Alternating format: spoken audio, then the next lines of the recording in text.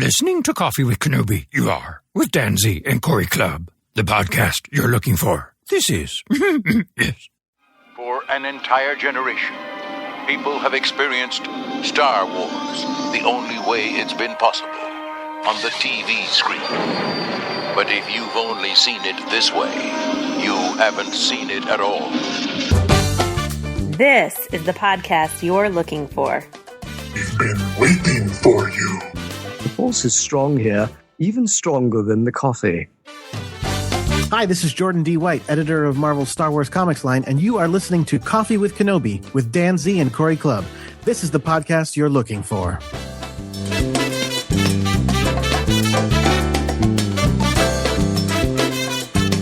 We are happy to welcome Jordan D. White of Marvel Comics to Coffee with Kenobi. Jordan is the editor of the upcoming Star Wars comics line from Marvel. As longtime comic book and Star Wars fans, we are honored to talk with Jordan about this exciting moment in Star Wars lore. Welcome, Jordan. Hey there. Hello. It's so nice to chat with you. The first time that I heard an interview with you was, I believe it was from Comic-Con. Justin Bolger interviewed you from the Force Cast. Yeah, that's right. That was a lot of fun. Yeah, and I remember thinking, oh, this guy's great. We've got to have him on Coffee with Kenobi. So it's a real thrill for us, as I said at the top of the show, as far as being Star Wars fans and comics. So you've pretty much got the gamut of awesome going on. Yeah, I'm pretty lucky. I've said before, I had no idea I was even in the running to do the Star Wars comics, but when they asked me, I was so thrilled. I love Star Wars and I love Marvel Comics, so yeah, it's a dream job. It really is. So go ahead and tell us, if you would, what led you to Marvel Comics, and conversely, how much you ended up going into work on Star Wars as well. Well, the way I got into Marvel, I've always loved comics. I don't remember when I started reading Marvel Comics. It was so long ago that I just always have had them in my life. Spider-Man is such a huge part of my upbringing. So I've loved comics pretty much my whole life, with a brief part in the middle there where I didn't read them as regularly because I didn't have any money in college. But we understand. Yeah. We've all been there. Yeah. Right. But even then, I did my best to keep up. And when I got back into them in a big way, I went back and bought a lot of what I missed. After college, I was doing a lot of radio stuff. I was doing radio serials that I had created, and rallying a bunch of writers and actors to do these every week to put on a radio show. And it was a lot of fun, something I absolutely love doing. And it's actually very similar to the thing that I do now as an editor, working with different writers, different artists to get something creative done on a regular basis. I mean, that's basically why I did the radio show, was because when I got my own radio show on this radio station, I said, I can do anything I want with this. I want to be telling stories. Let's do this. And it was kind of the closest thing I could do to comics on the radio. And when I got the opportunity to actually do real comics at Marvel, I was like, absolutely, let's go for that. So I've been at Marvel now for 7 years.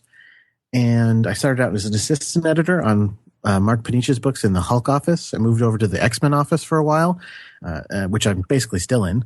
And worked my way up to editor, and then they asked me if I would like to do the Star Wars line, and I said yes. Again, like I said, I had no idea we were even in talks to do the Star Wars comics.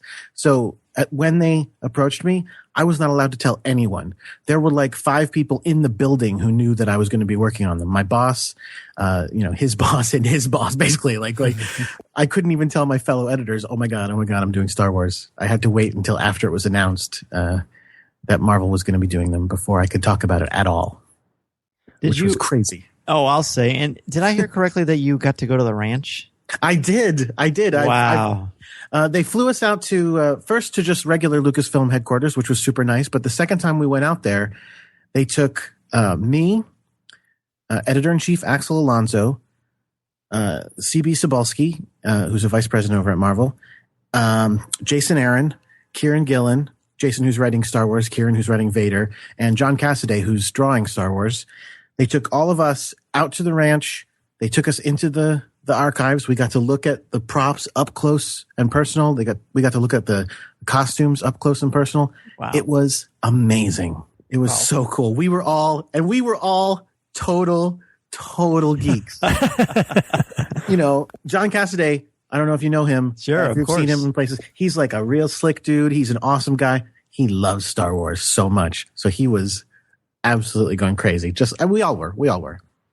That's so awesome just to hear those stories. I mean, like you said, you've been working with so many iconic characters, the Hulk, X-Men, all kinds of things like that. And of course, you know, coming from fandom, where that driven fandom has brought you up in this career.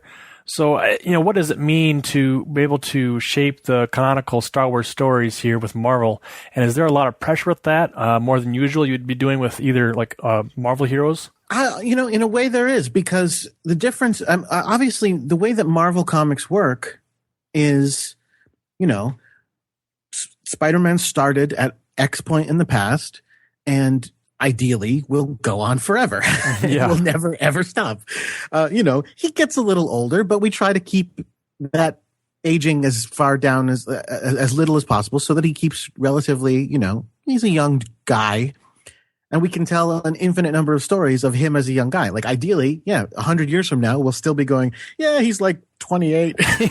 You know, That's right. And we'll just be retelling, not retelling, we'll be telling new stories about the same thing as if like, do you remember that thing that happened in 2014? It's like, that still counts, but now it's the timeline is fudged. Star Wars is different in that it has a much more fixed timeline. So we can't tell infinite number of stories set between Star Wars and Empire, you know? Right. There's a certain amount we can do our best to tell as much as we can, but there's only so much you can say happened in those 3 years, you know? And there's an arc for like the character arcs for the stories, you know, what happened to them between there.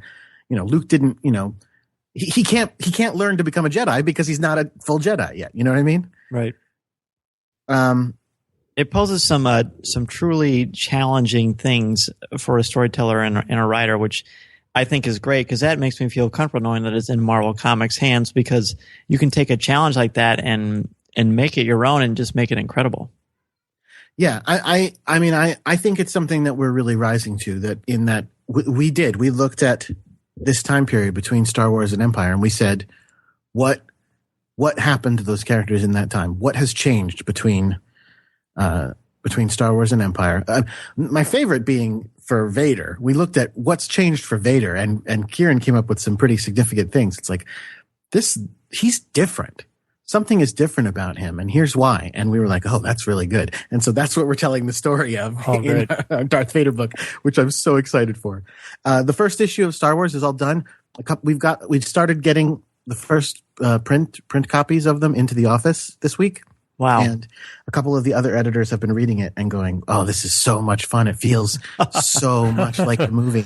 And it's such a good continuation. And I'm like, yes, that's what I'm going for. Well, that's the dream. And this is I would say after A New Hope or immediately after Empire, those are the two areas, since we've got the new canon direction, those are the ones that are most intriguing. So that's right. Very exciting. I agree. I think Jason Aaron is absolutely nailing these character voices. Every time I read one of his scripts, I just want to cheer because he gets them so well, and you're like, yes, I can absolutely hear that coming out of their mouths. That is exactly what they would do. And like I said, John Cassaday loves Star Wars, so he is drawing it so beautifully.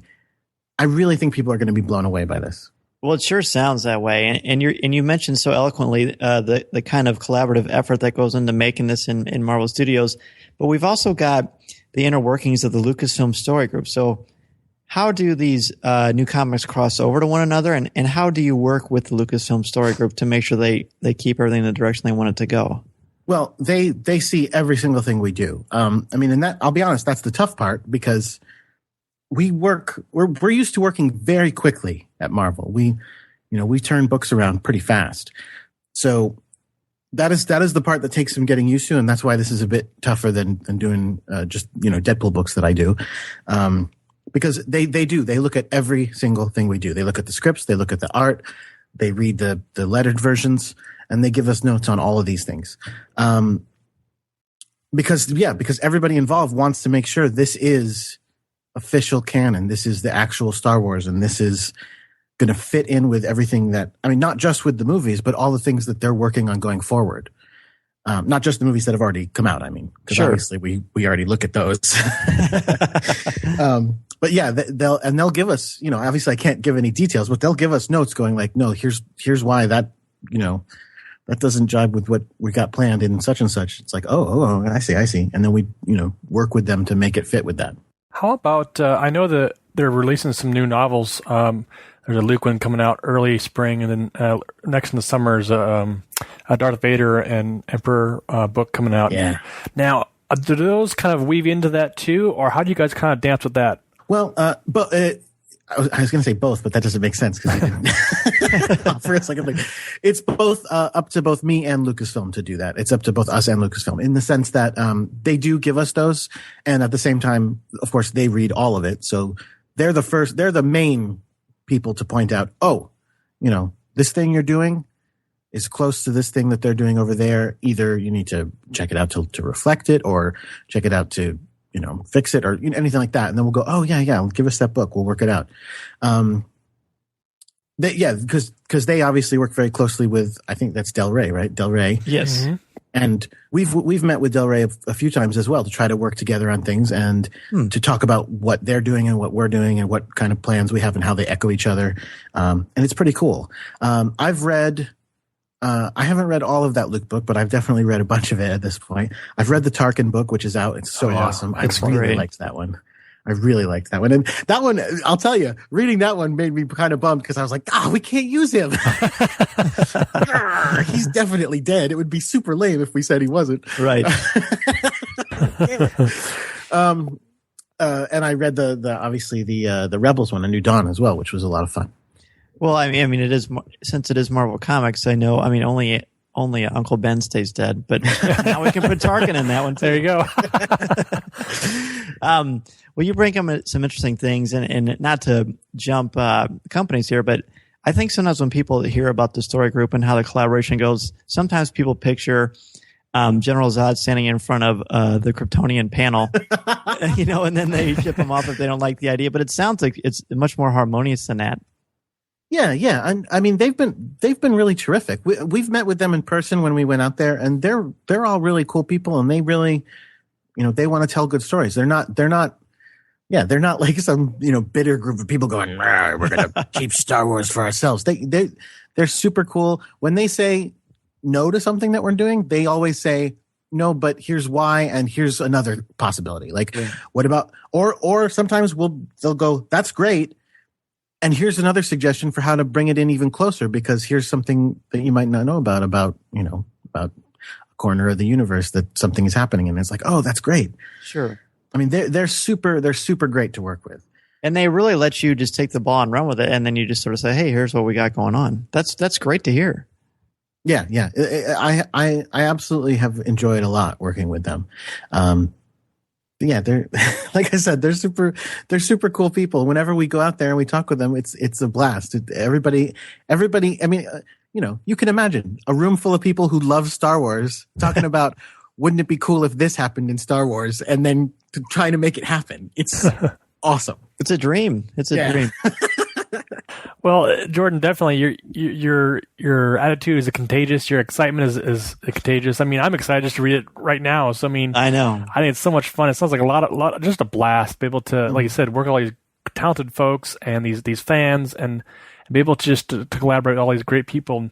How has this enhanced your experience as a Star Wars fan and then fandom in general, maybe? Star Wars, I said that Marvel's been a part of my life as long as I can remember. Same with Star Wars, because the first movie came out before I was born. I was born in 1979. So the first movie came out before I was born. Both of my parents were fans of it.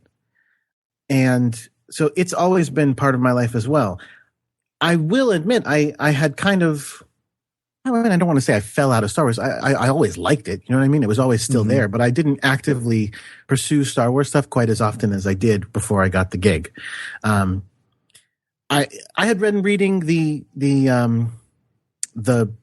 Brian Wood Star Wars book, but that was kind of the only Star Wars comic I was actively reading at the time.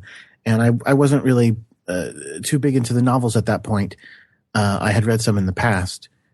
But finding out that I was going to be working on them made me go like, oh, wow. Like there's a whole there's a whole active world of Star Wars happening that I have kind of let slip. Well, I mean, again, partially because I'd been focused on the X-Men or focused on the Hulk when I was working on the Hulk, that I haven't been noticing. And as soon as I opened my eyes to that, I was blown away by how much cool stuff there was.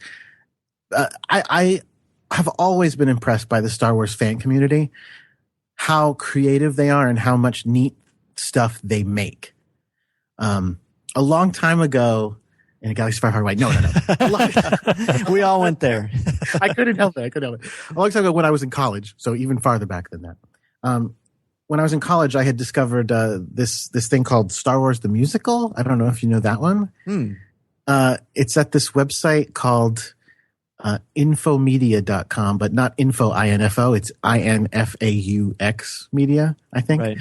And they made this thing called Star Wars the Musical. And it was kind of like, it wasn't a parody of Star Wars. It was kind of a parody of musicals.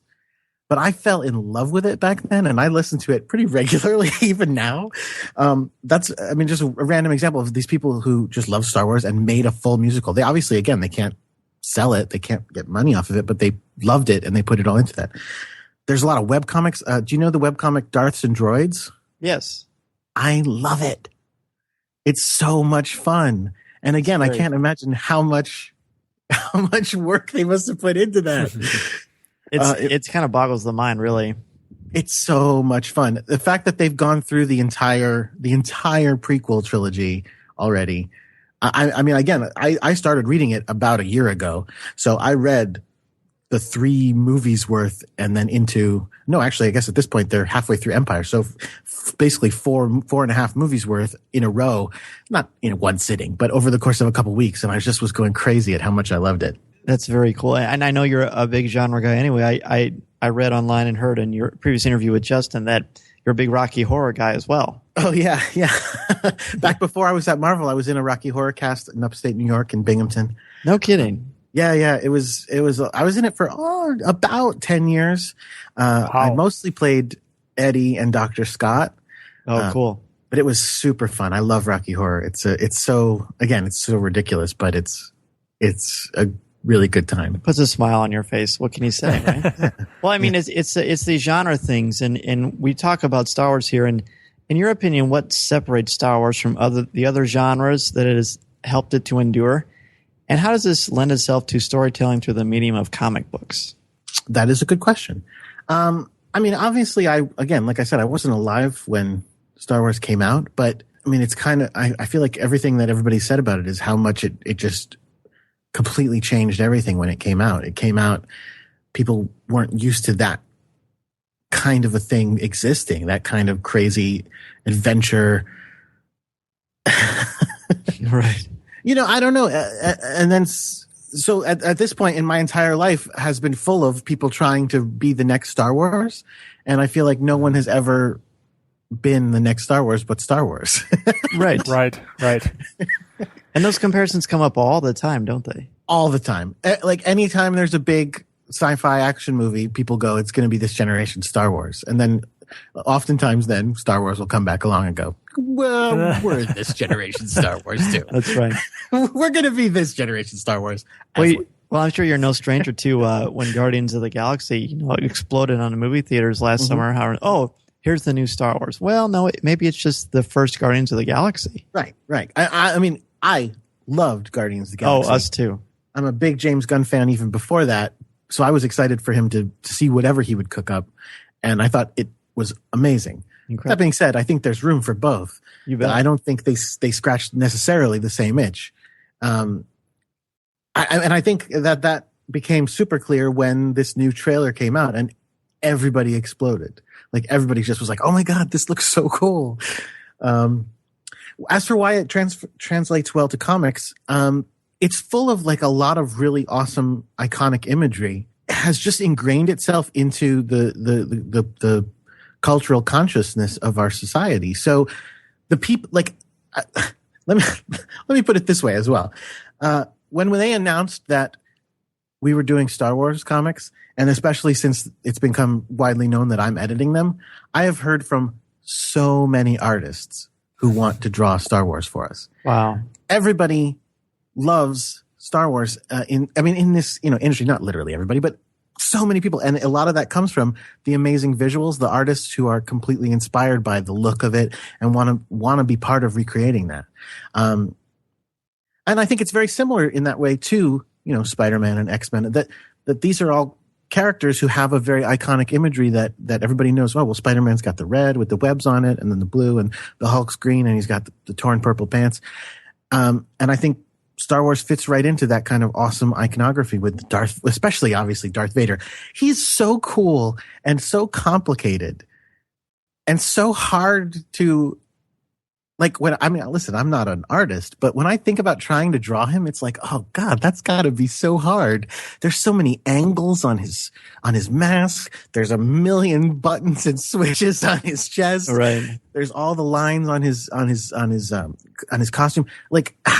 But obviously we've got Salva LaRocca drawing the Vader book and Adi Granov doing the covers for it. They are making him look so cool. It's amazing. And I don't know how they have the time to draw all those bits and bobs on him. But they look terrific. Well, and the images that have been presented so far certainly are wonderful. Are you someone who has to keep track of all the variant covers? Because that must be dizzying. I'm not alone in that, but I definitely had to do some of that. Yeah, there was a lot of variant covers on that first issue. Me and George Belliard was taking. He's the one who worked directly with a lot of the artists to get those commissioned. But then when they would come in, I'd have to take them and prep them and get the logos on them and stuff like that. Run them by everybody. There's a lot of them. Yeah, Yeah. But there's some really, really good ones in there. I'd be really hard pressed to pick a favorite because there's some really cool ones. Yeah, I was looking up the other day. They had a big hot giant gallery out there. I think there's like over 20 or so or something like that. And there's more than that. Yeah, more than that. Yeah, I was looking at all of them. Like you said, like they're all great covers. I mean, I couldn't decide if when I go to my local comic shop, I might get them all. Maybe, I don't know. We'll see. But a number of them are exclusive to specific retailers. There's a couple of homage covers which are kind of neat. There's one that was an homage to the original, the first cover with Iron Man on it. I forget what it's the number, but in Tales of Suspense, with Boba Fett putting on his armor, which is pretty awesome. That's very cool. Yeah. There's a first appearance of the Punisher homage with Boba Fett taking aim at Han, which is great. I love that. I have that original comic, by the way. But nice. There's an X-Men #1, and I mean the '90s X-Men #1 homage. Oh yeah. It's put to the image of Magneto kind of standing there menacingly, and it's replaced with Vader, obviously. It's super cool. There's some really, really neat ones. And then, although the best homage one being the Alex Ross homage to the original #1. Yes. It looks so cool. And when you compare it to the original, it's so funny because, I mean, again, he was like, let's redo the original as if they actually had access to what these characters and things are supposed to look like.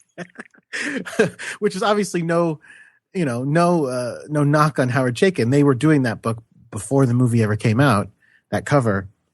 But it's super cool seeing it with like all the correct vehicles and all the characters in the right costumes. And then we went in and we tried to recreate the trade dress with the same call outs, the same blurbs and everything. It was a lot of fun. How many variant covers are there going to be produced?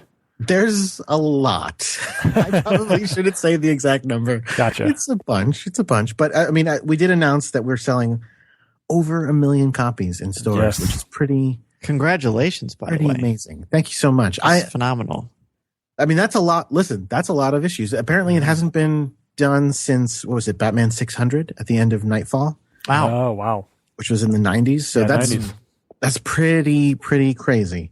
And like I said, I'm really proud of the issue. I think when people read it, they will really enjoy it. And so the idea that there's 1 million of them out there and that it can get into that many people's hands, I think that's a great opportunity to say, hey, if you haven't been reading comics, because that's the thing. Way more people like Star Wars than read comics. Way more. Yeah. So if we could get as many as possible them to go, oh, comics are actually pretty fun. This is really neat. And then come back and check out the next issue. That's amazing. That's wonderful. Now, as Marvel made this giant announcement, not only were they going to do a Star Wars centered title, but they had other titles, doing some of the individual characters. Can you talk about a little about each of those and how they're going to be represented?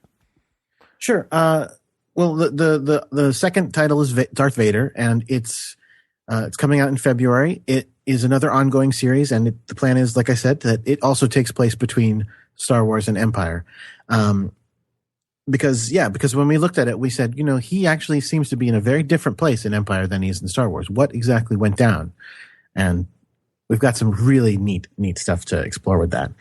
That is kind of a sister series with the Star Wars series in that they can kind of bounce off each other a little bit.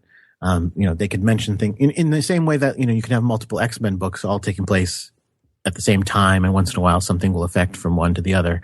That's what we can do with Star Wars and Vader in that respect. Then in March, we've got Princess Leia miniseries coming out. We've shown, I think, the first 2 pages of it online now. So actually you can see that it takes place literally moments after A New Hope. It starts at the medal ceremony. I think I saw that, yeah. Evacuating the base. And it's basically we wanted to do miniseries showcasing other characters that aren't because our philosophy on the Star Wars book is, of course, everybody's in it, but much like Star Wars and Empire and Jedi, we wanted this to be Luke is the main character. Like, he's the hero who's on the hero's journey. So while Leia and Han and Chewie are going to be in it, and as far as I know, probably in like every issue, they are so far in all the scripts we got because they're super important characters. Luke is still the centralist most character. You know what I mean? Sure. So we were like, we want to showcase other characters as well. And Leia was the first one that came up as, she should have her own story too. And obviously, right after the medal ceremony, before they blew up the Death Star, she was saying there's no time for their sorrows. They don't have time to think about the fact that Alderaan just blew up. Well, now she has a little bit more time, and she can deal with the fact that she is the princess of a planet that is no longer there. And what does that mean? And Mark's come up with some good stuff for her to be doing regarding that, and a good adventure for her to go on. I'm pretty excited for that one as well. That's a story I think that has been needing to be told for so very long. I was very relieved and happy to hear that that's the avenue that is going with that one. So kudos to you for that. Well, thank you. Yeah, that was Mark's idea. Mark is a terrific writer. Mark Wade. He's no stranger to comics. Icon right there. Yeah, that's right. Mm-hmm. And then in let's see, that's in March, and then in April we're launching a Kanan series, which is a spinoff of obviously the new Rebels show. Kanan Jarrus in the show is a former Jedi, and we're focusing on his past in this series. So it flashes back from the Rebels time to what happened to him during the time of Order 66. How did he survive the purge of all the Jedi, and in order to be part of the show as he is now? And we've got Greg Weisman, who's one of the producers on the first season of Rebels, writing it. He is a dream to work with. He is such a good storyteller, and he knows these characters inside and out. It's coming out terrific. I've read the first 2 scripts of it at this point. I think it's going to be really good. And what I love about this series is that I mentioned not following as closely with Star Wars before I was told I was going to be working on these books. One of the things that I did since then is been able to gorge myself on Clone Wars. Oh yeah. And just jump into this because I hadn't watched Clone Wars at all. So I jumped into Clone Wars and watched so many episodes. And I love this series because it is the bridge. It is, you know what I mean? It's a bridge between Clone Wars and Rebels. It's a character from Rebels in the era of Clone Wars. And it's, I don't know, I think that's really neat. I think it's really awesome to be able to say, that's tremendous. Here's this guy during that show. Ha ha. Oh, it's like a fan dream come true that we're getting to see these stories told in the medium that so many people love, which is of course comics. Mm-hmm, mm-hmm. So it's extremely cool.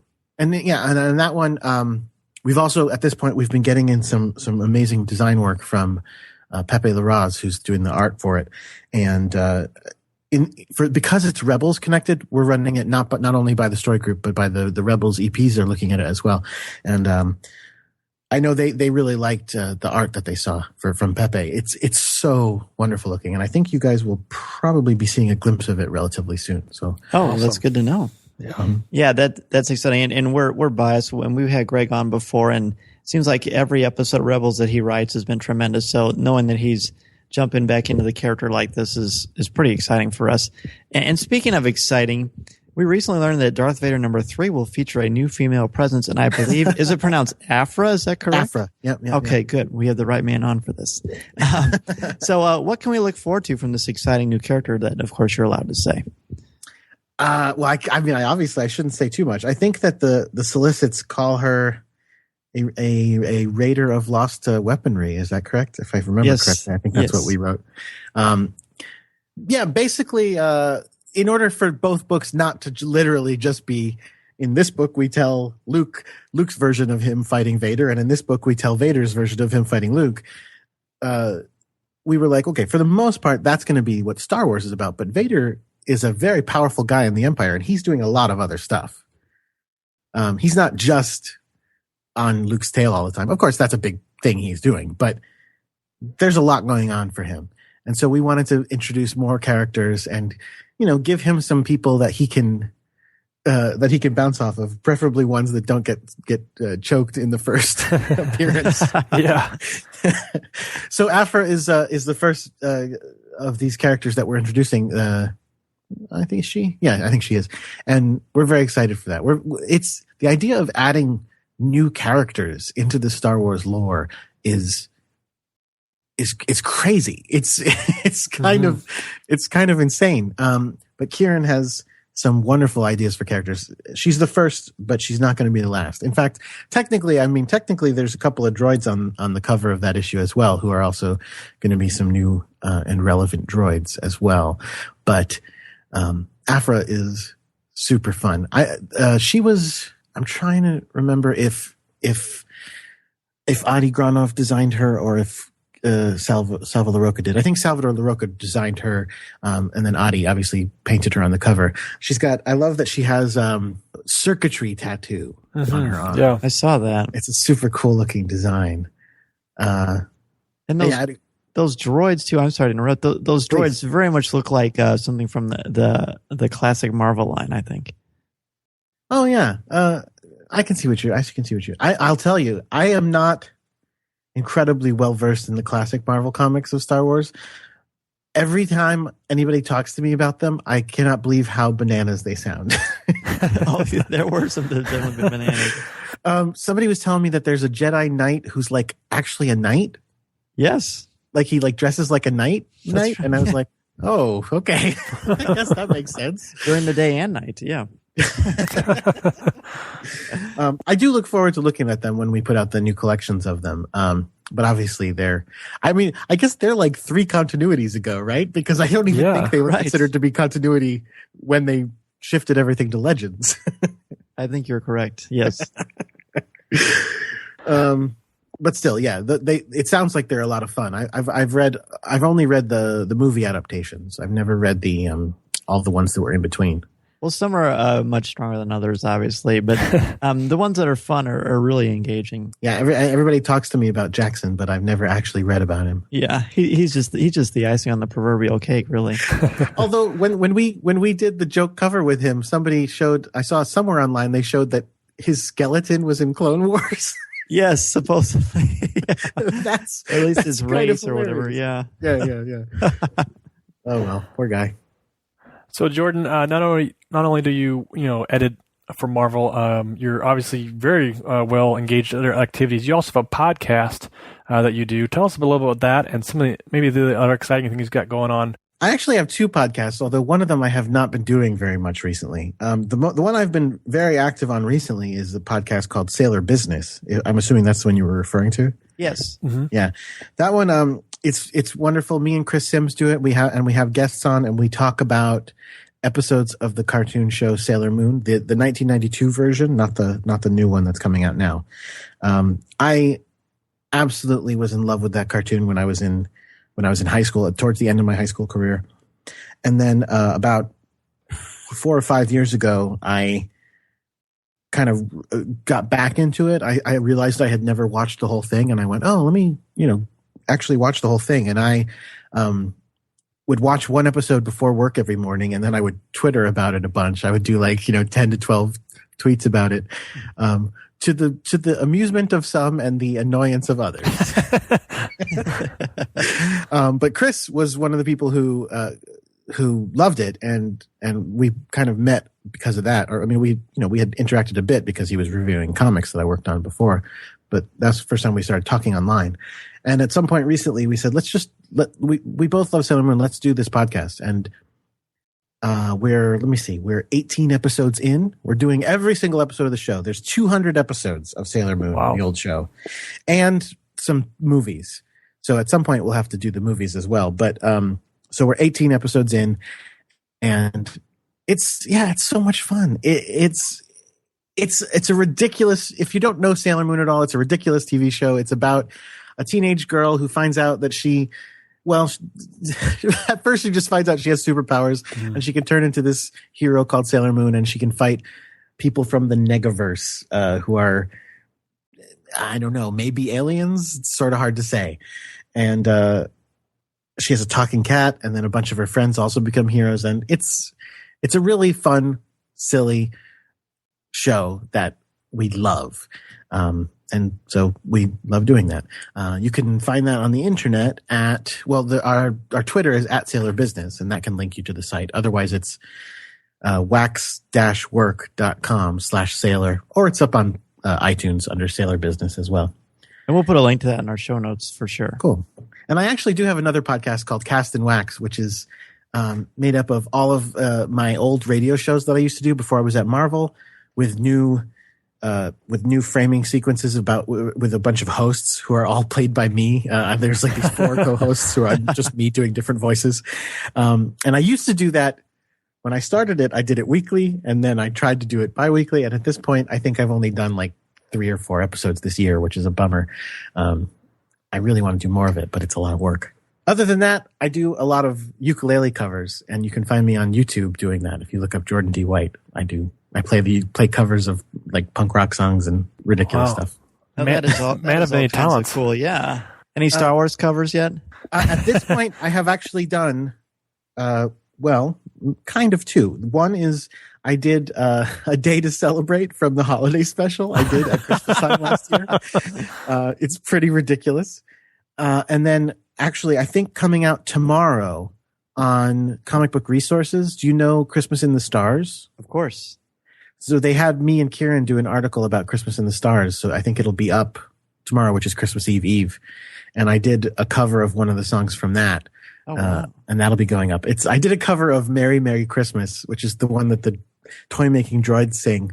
And they are super annoying, but I tried to make it sound okay. And I think I did an all right job. Awesome. Well, that's cool. If that's successful, we'd love to include a snippet of it in the show. That would be fun. Sure. Yeah. Like I said, I believe it'll be up tomorrow, and you can awesome. Grab it off of YouTube. So I've got a kind of an interesting question. Maybe you're not sure yet, but what are you more excited about next year? Avengers: Age of Ultron or Star Wars: The Force Awakens? Oh man. An unfair question. Oh, no. That's why I wasn't sure if you're ready to answer that yet. I know. You can pull the I'm not allowed to say. Yeah. Oh, man. Okay, I'm trying to decide if I could only see one of them. Which one would it be? Ooh, that's hard. If I had to pick between seeing one or the other, I would go with Star Wars, because that's the only way to see the next part of the Star Wars story. That is the continuation of all of Star Wars, and that the movie is the only way to see it. With Avengers, it's going to be an amazing movie. I cannot wait to see it. Joss Whedon is so good. All the actors are so good, but it's not like it connects with the comics. Like, I could always also read the comics and be like, all right, I'll just make do with those. Star Wars, you gotta see this movie. That's the only way. So if I had to pick, I'd go Star Wars. Excellent answer. Very, very, very well done. So what we'll do now, and Jordan, thank you again. You've been so gracious with your time, and it's really been, as Corey said, such a thrill to speak with you, and you're getting us even more excited for these books, if that's even possible. So what we're going to do now is jump into our 5 questions that we ask each one of our guests, and I'll start with the first one. What is your favorite Star Wars movie? When I was a kid, I guess when I was more like in the 90s, what I would have said was, and I literally said this a bunch and people thought I was a loser. I said, my favorite Star Wars movie is the second half of Empire and the first half of Jedi. the Cloud City stuff. That would be cool. And the Java stuff. I loved all of that. That's really a cheap and cheesy answer, though. But I'll tell you, in the intervening years, I have really found a lot more love for the original Star Wars: A New Hope. Empire is amazing. There's so much cool stuff in it, and it really ups the game. Like, there's Star Wars, and then Empire builds on it and takes it to a new level. But you got to have Star Wars in order to do that. And there's something about the kind of cleanness and purity of it that just it's able to stand completely on its own. You could just watch that and go, that was a great story, the end. And I love it for that. Well said. Well said. So your favorite Star Wars character? C-3PO. Cool. I know that's a very unpopular answer. I love that because that's the first action figure I ever got. Oh yeah? Yeah. I don't think he was the first, but I definitely had the take him apart C-3PO, and that was so cool. Mm-hmm. I was at a convention earlier in the year, and one of my selfish purchases I made is of the what are they, like the 12-inch figures? The jumbo. Yeah. The ones that they have the whole line that are all the Gentle Giant nice, costumes and everything. Yeah. And I was just like, I don't care about costume recreations. I want that perfect C-3PO. And he's so shiny and awesome. And he sits at my desk at work, and I love him. And I just pick him up. Also, because he's C-3PO and he can barely move in that costume, the figure basically moves as well as he does. So he poses perfectly. I love it. That's right. He's a ridiculous character. I know some people hate him because he's comic relief a lot. And also he's not very heroic. In his appearance in Rebels, I was kind of like, oh, don't do that, you jerk. But I love him. I think he's so fun. He's fun, much more fun in my opinion in the OT than in the prequels, but still great. Yeah. In fact, that's one of the things I kind of I wish that they had been. I wish that they had used them more consistently in the prequels. Mm-hmm. Because they are such a wonderful through line for the original series. I wanted them to continue that, and so I was kind of bummed that they didn't. But what are you going to do? I agree. Hopefully for the new ones. That's right.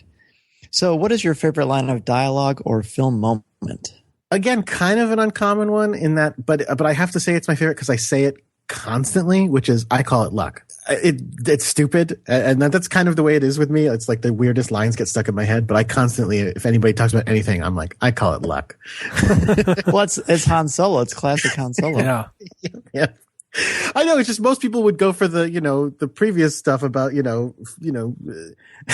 hokey religions and all that. That's and I'm right. like, no, I just go with I call it luck. That's all I want. That's right. Simple version. It's like an earlier version of Talk to the Hand. I like that. That's good. So, Jordan, if you collect, what is your favorite collectible that you own? Is that of anything or of Star Wars? Well, if Star Wars or anything you'd like, sure. We'll do both if you want. Yeah, do both. Oh, goodness gracious. Of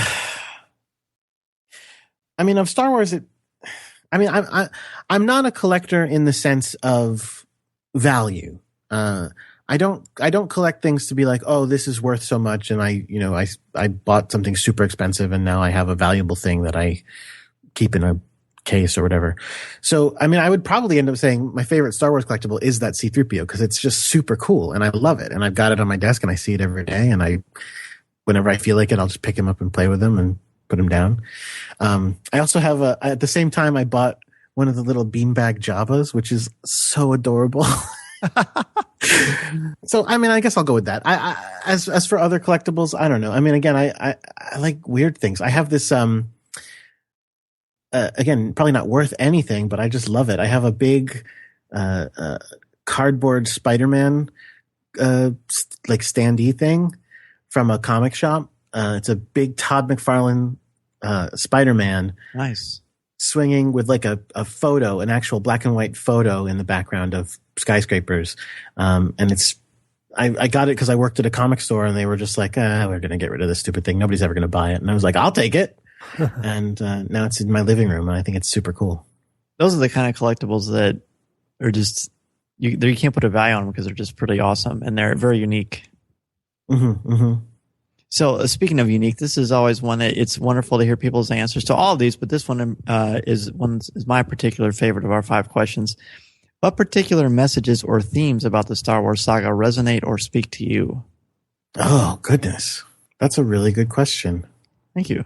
I mean, it's tough because I'll be totally honest with you. A lot of the stuff kind of is stuff that I almost am like, well, I don't know if I agree with that. I don't know if I agree with that. like one of the big ones is Yoda. Obviously, the big Yoda thing is there is no try. Do or do not. There's no try. And I'm always like, Yoda. I feel like it's the exact opposite. I feel like it doesn't matter if you achieve it or you don't. What matters is that what your intent is and what you try. Mm-hmm. And so a lot of times I'm like, I disagree with them so strongly. The big one is that it's hard to do the good thing and it's easy to do the bad thing. It's easier to be on the dark side of the Force because you get more power quickly. You give in to something to just, the thing that you want, simple. Whereas to fight against that is hard because in addition to trying to achieve what you're trying to achieve, you're resisting doing things the easy way. And that's definitely something that's something that resonates with a lot of kind of superhero stuff. And I definitely like that a lot. That whole final battle that Luke goes through, I mean, it's kind of messed up when the more you think about it, because it's like the Emperor is sitting there going, yeah, kill me. Go ahead, kill me. And it's like, well, that's kind of what he wants to do. Like, that's kind of why he's here almost. But I mean, that's what they're all trying to do. They're trying to take down the Emperor. That seems like it'd be the right thing, right? But it's like, no, because you're giving into the easy thing instead of remaining good and remaining on the light side. I do. I think that's really great. And it's like a wonderful metaphor for parenting, for mentoring, just for different ways to find success in your life, which is why it resonates to so many of us, and we find so much joy in all of it. So, Jordan, thank you so much for being such a wonderful guest here on Coffee with Kenobi. Where can people reach out and get in touch with you if they want to ask you a question or just say hello? Well, you can follow me on Twitter at Crackshot, except the O is a 0. And I'm not my own name on Twitter. That's the name of the superhero that I used to pretend to be when I was a kid. You shot first, right? That's cool, too. So you can find me there. That's probably the easiest way. My website is waxwork.com, WAX-WORK.com. It has lots of stuff that I've created over the years. And I'm up on YouTube, like I said, as well. So you can search for Jordan D. White there. Perfect. And I can't wait to hear your covers. That's going to be very fun. Yeah. Thank you very much. You bet. Well, and thank you again for being on Coffee with Kenobi. We look forward to chatting with you in the future and digging into these amazing Marvel comics that are coming our way. My pleasure. And I hope you like them a lot. Absolutely. Man, I can't wait. Can't wait. Well, hopefully we'll have you on sometime in the future after we've had them out and sort of see where we're at. Sure thing. All right. Thanks, my friend. Have a great night. You too. Thanks. Thank you so much. Chewie, get us out of here!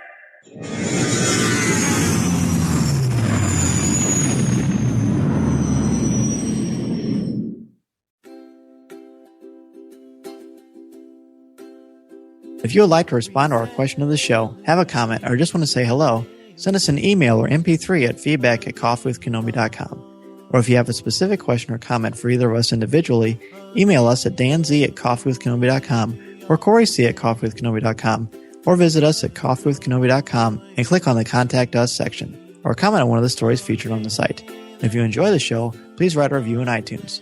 You can also like the show on Facebook at facebook.com/coffeewithkenobi, as well as keep up to date on our Twitter feed at twitter.com/Coffee with Kenobi. You can also find us on Tumblr at coffeewithkenobi.tumblr.com. If you enjoy the jazz music, download the album Eye to Eye by Steve Torok on iTunes. Give the evacuation code signal.